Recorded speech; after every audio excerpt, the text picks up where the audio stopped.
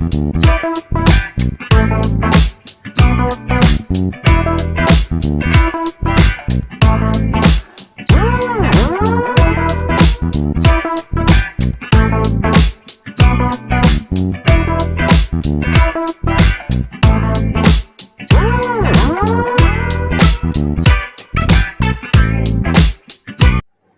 বন্ধুরা, কেমন আছো সবাই? আশা করছি সবাই ভালো আছো।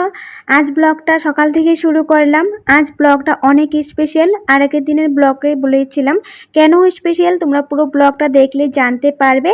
তো আমার চ্যানেলে যদি নিয়ে এসেছো চ্যানেলটা সাবস্ক্রাইব করে নাও আর বেল আইকনটাও ক্লিক করে নাও। তো সকালবেলা আমি বসিয়েছি চাটা একটু বেশি করেই বসিয়েছি, কারণ আজ রুটি ভাজা করব। রুটি ভাজার সাথে আলু ভাজা বা অন্য কিছু ভাজা সবজি কিছু করছি না, তাই চাটা একটু বেশি লাগবে, তাই বেশি পরিমাণে বসিয়েছি। তারপর ঘরে মিষ্টি ছিল, মাকে বলছিলাম মিষ্টি নিয়ে আসো, যদি কেউ মিষ্টি দিয়ে খাওয়ার হয় মিষ্টি দিয়ে খেয়ে নিতে পারবে। তো এখন রুটি ভাজা করব। দেখো আমি গুলিগুলো বানিয়ে নিয়েছি। আর আমাদের ঘরে কেউ শুকনো ভাজা খাবে, কেউ তেল দিয়ে ভাজা খাবে, কেউ একটু কড়া ভাজা হতে হবে রুটি, তাই ওরকম করে ভাজা ভাজা করতে হবে।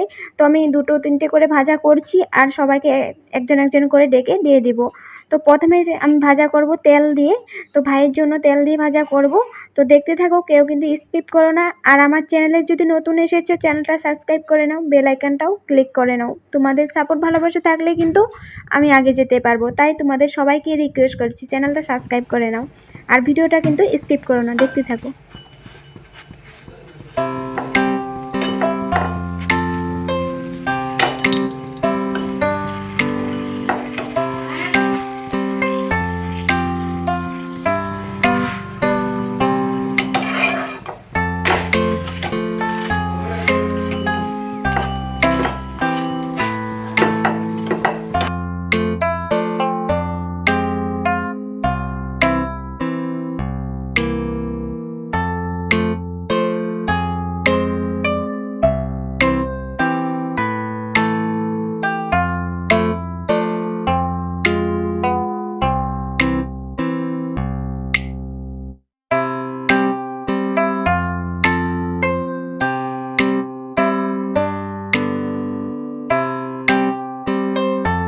প্রথমে রুটি দুটো তেল দিয়ে ভাজা করে তারপর হাফটা কাপ চা দিয়ে ভাইকে দিয়ে দিয়েছি, ছোটো ভাইকে প্রথমে দিয়েছি। তারপর আরও রুটি ভাজা করেছিলাম, শুকনো রুটি ভাজা করেছি। বাবা আমার দাদা তেল দিয়ে ভাজা পছন্দ করে না, তাই ওদের জন্য শুকনো রুটি ভাজা করেছি। আবার আমার আরেক ভাই তেল দিয়ে খেতে পছন্দ করে, তো আমিও একটা রুটি তেল দিয়ে ভাজা করেছি। তো সবার খাওয়া দাওয়া হয়ে গেছে। লাস্ট আমি একটা মিষ্টি দিয়ে তারপরে একটা রুটি নিয়েছি, কারণ আমার রুটি খেতে ইচ্ছে করে না, মিষ্টিও পছন্দ করি না, আর চাও খেতে ভালো লাগে না। আমার সকালবেলা তেমন খেতে ইচ্ছে করে না, সত্যি কথা। একটু মানে 10টা-11টা বাজলে তখন আমার একটু খিদে লাগে, তখন যদি ভাত হয় ভাতেই খেয়ে নিতে পারি আমি, তাই সকালবেলা তেমন কিছু খেতে ইচ্ছে করে না। তবু আমি একটা মিষ্টি নিয়েছি আর একটা রুটি দিয়ে খেয়েছি।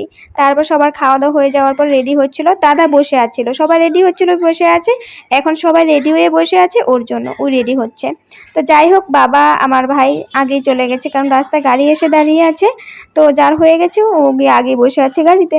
তো দাদার জন্য ওয়েট হচ্ছে, দাদা রেডি হচ্ছে দেরিতে, তাই দাদার জন্য বসে আছে সবাই। তো সবাই একসাথেই যাবে, তো একজন একজন করে গাড়িতে গিয়ে বসে আছে। আর আজ তো বলেবম, আজ যেহেতু সানডে সবাই বলেবমও যাবে, তাই ঘরে নিরামিষ, সবাই নিরামিষ। শ্রাবণ মাসটা অনেকে শ্রাবণ মাস 1 মান্থই নিরামিষ খায়, বাট আমাদের 1 মান্থ নিরামিষ হয় না, রবি সোম নিরামিষ হয় প্রত্যেক শনি রবিবারে। তো যাই হোক, প্রত্যেক শনিবারে মানে শ্রাবণ মাস বলেই, পুজো বলেই, মানে ভোলেনাথের দিন বলেই।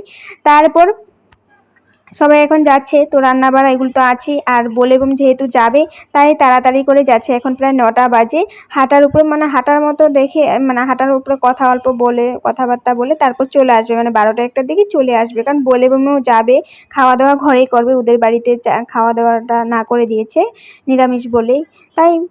তো বলেছিল, ওরা খাওয়ার কথা বলেছিল, কিন্তু আমাদের ঘর থেকে না করা হয়েছে, কারণ খাওয়া দাওয়া করতে গেলে মানে অনেকটাই টাইম লাগবে, লেট হয়ে যাবে, আস্তে আস্তে প্রায় বিকেল সন্ধ্যা এরকম হয়ে যায়। আর আমাদের যেহেতু মানে ঘরে আমরা একা থাকি, এত বড় বাড়িতে ভাই আমি থাকা, মানে এদিকে তো সব মানুষের ঘরে ঘরে থাকে, সবার গেট লাগানো থাকে, এরকম একলা খালি বাড়িতে থাকা যায় না, নিজেরও একটা ভয় ভয় ভাব লাগে। আর ভাই এখন কলেজ আছে, তারপর কম্পিউটার ক্লাস আছে, ও চলে যায়, তো আমাকে একলা থাকতে হয়। ভাই বলছে আজও আছে, তো ভাই এখন রেডি হবে, বলছে আমি তো চলে যাব, তুই ভালো করে গেট সব লাগিয়ে রাখিস। আমি বলছি যে ঠিক আছে যা, মা দাদা ওরাও তাড়াতাড়ি চলে আসবে, কারণ বলে বমো যাবে আর এদিকে আমি একা একা থাকি, যেহেতু ঘরে একা একা থাকবো আর বেশি টাইমও লাগবে না ওদেরকে, তার জন্যই খাওয়া দাওয়ার সিস্টেমটা রাখতে না করেছে আর। তো যাই হোক, এখন ওরা যাচ্ছে, তারপর আমি চলে এলাম রান্নাঘরে রান্নাবাড়া করার জন্য। কি কি রান্নাবাড়া করব ওটা তোমাদের সাথে আজ সুন্দর করে শেয়ার করব। তো দেখো, ভাতের জল বসিয়ে দিয়েছি, চাল দিয়ে দিয়েছি, আর এখন ডাল ভাজা করছি, মুগ ডাল করব। তো দেখতে থাকো কি কি তোমাদের সাথে শেয়ার করতে পারি।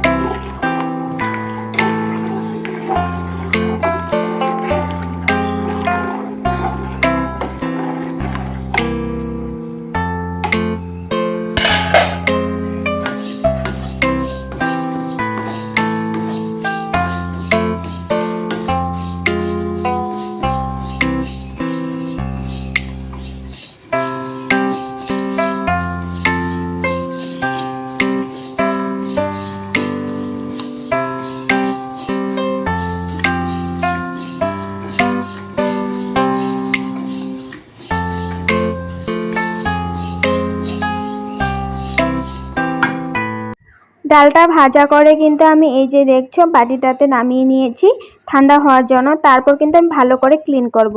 আর এই দেখো, আমি কাজু বাদাম সকালবেলা ভিজিয়ে রেখেছিলাম, তো কাজু বাদামগুলো একটু ভালো করে ক্লিন করে নিব। আর এই দেখো, আমি ডালটা কিন্তু ক্লিন করে নিয়েছি। তো ডালটা এখন প্রেসার কুকারে দিয়ে দিব, প্রেসার কুকারে দিলে তাড়াতাড়ি হয়ে যাবে। আর দেখো, 2-3টে কাঁচা লঙ্কা দিয়েছি আর লবণ দিয়েছি, জল দিয়েছি মাপ মতো। তো এখন বসিয়ে দিব, তো সিদ্ধ হয়ে যাবে।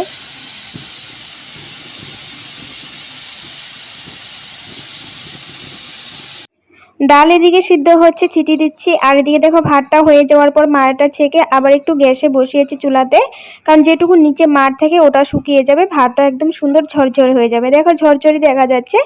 আর দেখো এদিকে কিন্তু আমার ডালটাও হয়ে গেছে, আমি একটু শর্টকাট করে দেখাচ্ছি তোমাদেরকে। দেখো কি সুন্দর করে জলটা শুকিয়ে ডাল সিদ্ধ হয়ে গেছে, কাঁচা লঙ্কাগুলো সিদ্ধ হয়ে গেছে। এখন আমি একটু জল দিয়েছি, গরম জল বসিয়েছিলাম, গরম জল দিয়েছি, তারপর ঘটনা দিয়ে দিচ্ছি। ঘটনা দিয়ে তারপর আমি একদম ভালো করে ঘটনা দিচ্ছি, কারণ কাঁচা লঙ্কাগুলো একদম মিশে গেছে। আর এদিকে তো গরম জলটা যে বসিয়েছি, এখন এই ডালটা আমি এই গরম জলে দিয়ে দিব।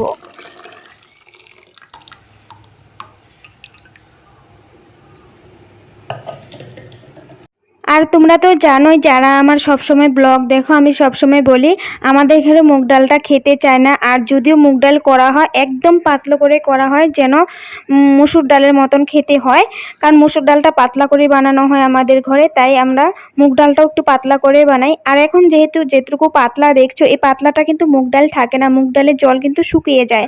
আর এখন যেহেতু একটু হলুদ লবণ এগুলো দিয়েছি, এখন একটু উতলাবে, তারপর তো জল একটু শুকাবেই। আর ফোড়ন দিতে দিতে আর ঠান্ডা হয়ে যাওয়ার পর ডালটা কিন্তু অনেকটাই শুকিয়ে যাবে। তোমরা নিজেই দেখো, ডালটা কিন্তু যেমন পাতলো দেখছো তেমন পাতলাও কিন্তু হবে না। আর এদিকে দেখো, আমি কড়াই বসিয়ে দিয়েছি ফোড়ন দেওয়ার জন্য। ফোড়নে আমি দিব কাঁচা লঙ্কা নয়, শুকনা লঙ্কা, আদা কুচি, তারপর হলো দিব পাঁচফোড়ন। তো এগুলো দিয়ে আমি ফোড়নটা দিব। তোমরা চাইলে তেজপাতাও দিতে পারো, কিন্তু আমাদের ঘরে তেজপাতা ডালে দিলে না এত পছন্দ করে না খেতে, মানে তেজপাতার ফ্লেভারটা ডালে পছন্দ করে না, তার মাঝে মুগ ডাল আবার তেজপাতার ফ্লেভার আসলে তো মাথা গরম। তাই তো দেখতে থাকো, কেউ স্কিপ করো না।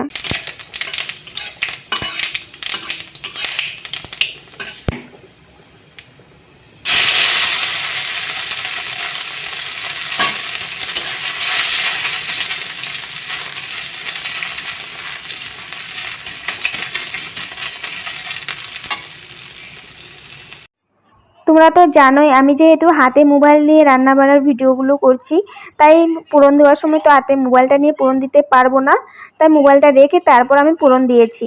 তো দেখো কতটুকু জল দিয়েছিলাম আর শুকে কতটুকু হয়েছে। তবু মানে আমি পাতলো করতে চাই যেন ডালটা ঘন বেশি না হয়, তাই জলটা বেশি করেই দিয়েছি। তবু একটু তো যেটুকু মানে উতলাতে হবে, সিদ্ধ হতে হবে, ওটা তো হতেই হবে। আর ঠান্ডা হলেও তো একটু ঘন হবেই। তো যাই হোক, আর ডালের কালারটা অনেকে বলবে অনেক বেশি দেখা যাচ্ছে হয়তো, কারণ আমি জানি আমার মোবাইলে ভিডিওটা যখন করি এক কালার দেখা যায়, এডিট করার পর অন্য কালার হয়ে যায়, আবার ইউটিউবে যাওয়ার পর কালারটা আবার অন্য হয়ে যায়। তাই তোমাদের কীরকম লাগবে দেখতে আমি জানি না, তবে তোমরা বুঝে নিও, তাই আমি বলছি কথাটা।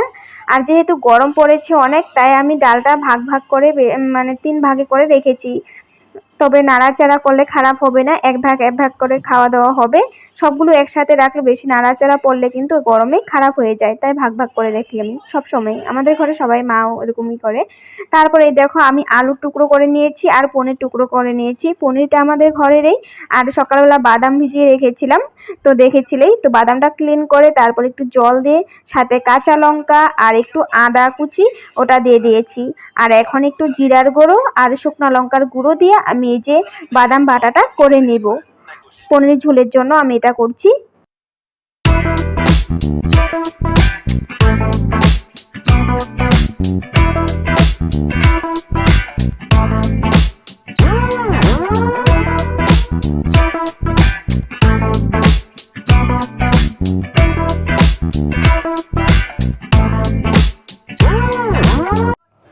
দেখো আমি কড়াই বসিয়ে দিয়েছি, সরষের তেল দিয়ে আমি আলুগুলো ভাজা করে নেব নুন হলুদ দিয়ে, তারপর পনির ভাজাটাও করে নেব, দেখতে থাকো।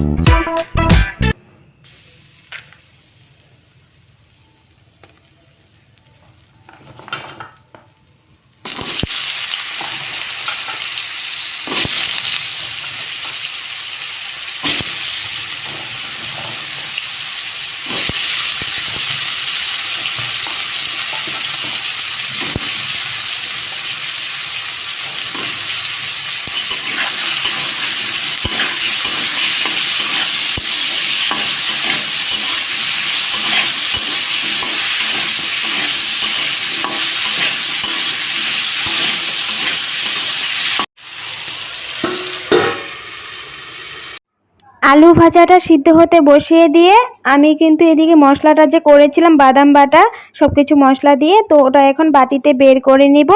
তারপর বের করে আবার লবণ হলুদ দিয়ে কমপ্লিট করে নেব মশলাটা। আমি কিন্তু পনির বানানোর জন্য এই বাদাম বাটার মশলাটা করেছি, তোমরা দেখতে থাকো, বুঝতে পারবে।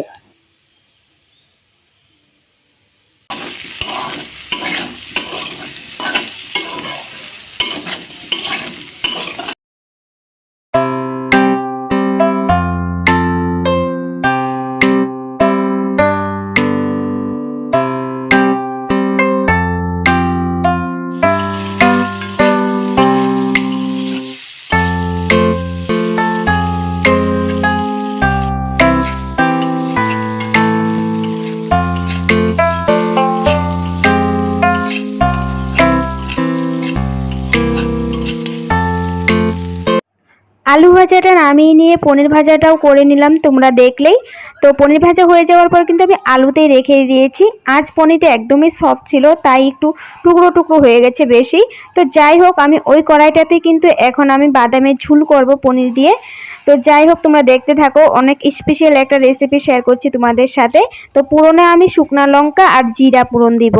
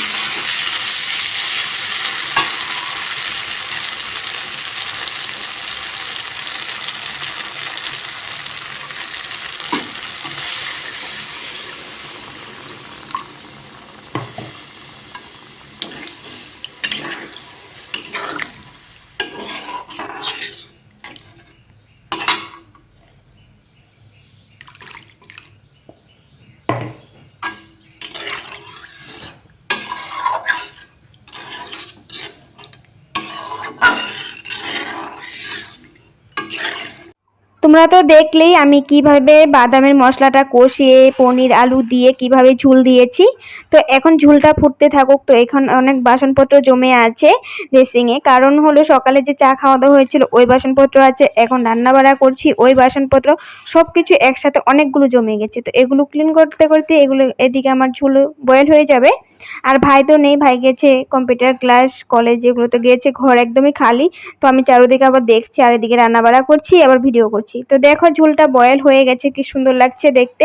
জানি না ইউটিউবে কেমন দেখা যাবে, কেমন কালার দেখা যাচ্ছে, তোমরা কেমন দেখতে পারছো জানি না, কিন্তু এটার একদম ফ্লেভারটা এত সুন্দর বেরিয়েছে মানে বলার মতো নয়। আর খেতেও কিন্তু এরকম বাদাম কাজু বাদাম দিয়ে এরকম পনির আলুর ঝোল কিন্তু দারুণ টেস্ট হয়। তোমরা বানিয়ে দেখো একবার, তারপরে আমাকে বলো। তো দেখো ঝুল বয়েল হয়ে গেছে। আমি কিন্তু আলুগুলো চেটকাবো না, আলুগুলো চেটকালে একদম ঘন হয়ে যাবে, তো আমি পাতলা করেই করেছি। তো দেখো একদম জানলার সামনে নিয়ে এসেছি, ঝুলটা যখন ঠান্ডা হয়েছে দেখতে কি সুন্দর লাগছে, খেতেও কিন্তু দারুণ টেস্ট হয়। রুটি পরোটা ভাত সব কিছুর সাথে কিন্তু খেতে পারবে এরকম বাদাম দিয়ে পনির ঝুল। তো যাই হোক, আমার রান্নাটা কমপ্লিট হলো, এখন আমি স্নান করে চলে আসলাম। তো স্নান করে চলে এসেছি। তো আজ যেহেতু বোলেবম আছে, তো ফোন করেছিলাম, ওদের সব কিছু হয়ে গেছে, ওরা গাড়িতে বসেও পড়েছে, আসছে। তো এখন প্রায় 12টা বাজে। তো মা সকালে ঠাকুর সেবা দিয়ে গেছে, এই দেখো, তাই আজ আমার ঠাকুর সেবাও দিতে হবে না, মা দিয়ে গেছে। মাই ঠাকুর সেবাটা বেশি দেয়। তো যাই হোক, আমি বারান্দাতে স্ট্যান্ডটা নিয়ে বারান্দাতে বসেছি। তো এখন আমি লাগাবো পিল of mask, gold Globus pin of mask. তো এটা লাগাবো, অনেকটাই শেষ, তো দুটো আছে, আরেকটা আছে। তো এটাতে যেটুকু আছে ভাবছি এটুকু আমি টিপে টিপে বের করে লাগিয়ে নিই। আর যেহেতু বোলেবম যাওয়ার প্ল্যান আছে, তাই একটু সাজগুজ করে নিচ্ছি।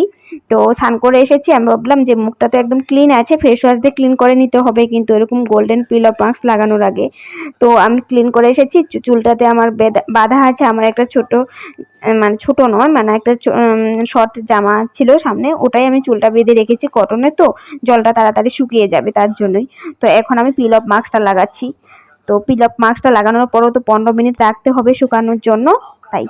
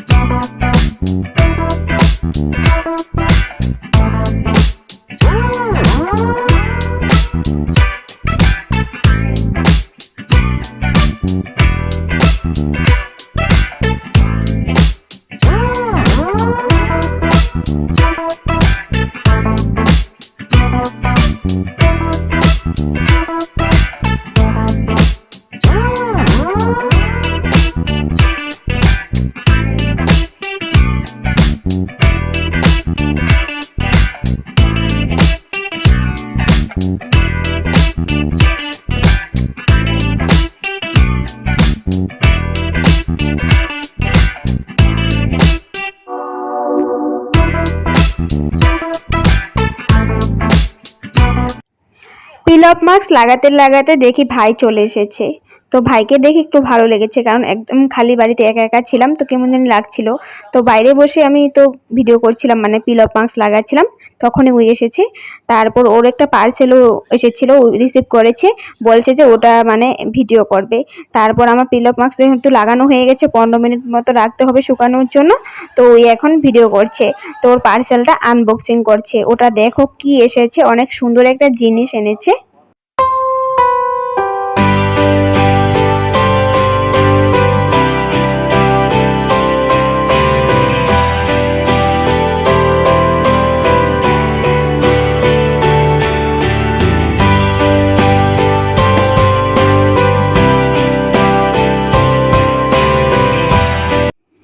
ওই অর্ডার করেছিল মিন্ত্রা থেকে এই চশমাটা। তো চশমাটা অনেক সুন্দর এসেছে, কালারটাও অনেক সুন্দর। তারপর না আমি পরে দেখেছি, পরে দেখার পর এত সুন্দর লেগেছে, ভাইকে বলছি আমি কয়েকটা ফটোশ্যুট করব আর ভিডিও করব। চশমাটা পরার পর অনেক ভালো লেগেছে। তারপর ওই বলছে যে এটা আমি এনেছি, আমার যে পাওয়ারের চশমা লাগাই ওই কাজটা, মানে ওই পাওয়ারের কাজটা এটাতে লাগাবে। চশমাটা ওর অনেক ভালো লেগেছে। তো এখন যে কাজটা এসেছে ওটাও দারুণ ভালো। তাই ওর না ইচ্ছে নাই মানে এটা মানে বের করে ওর পাওয়ারের কাজটা লাগানো। ও বলছে যে এমনি রেখে দিব, যখন নাকি আমার চশমাটা খারাপ হবে তখন আমি এটাতে বানাবো। তো যাই হোক, তার আগে আমি কয়েকটা ফটোশুট ভিডিও সব করে নিতে পারবো। তো তারপর 15 মিনিট মতো হয়ে গেছে। তো আমি পিল অফ মাস্ক, চারকোল নয়, গ্লোবাস পিল অফ মাস্ক, ওটা আমি রিমুভ করছি। তো তারপর আর কিছু ব্লগ করা হলো না। ভাই আমি খাওয়া দাওয়াটা করে নিলাম। খাওয়া দাওয়া করতে করতে কিন্তু মা বাবা সবাই চলে এসেছিল। তারপর আর ব্লগ কিছু করিনি। তারপর কথাবার্তা কি হয়েছে নেক্সট ব্লগে অনেক স্পেশাল হবে, তোমরা তখন জানতে পারবে। আজ এখানে রাখছি। তো ভালো লাগলে লাইক শেয়ার করতে কিন্তু ভুলবে না। Bye bye.